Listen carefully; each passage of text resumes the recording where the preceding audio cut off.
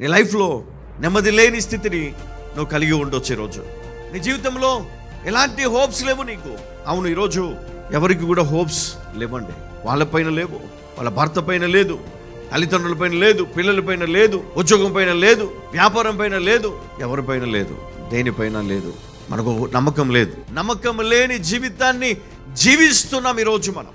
అయితే పరిశుద్ధ గ్రంథములో నుండి ఒక వ్యక్తి పిలుపునిస్తున్నాడు, ప్రయాసపడి భారం. ఈ పిలుపు యేసుక్రీస్తు అనే రక్షకుడు మనకిస్తున్నాడు.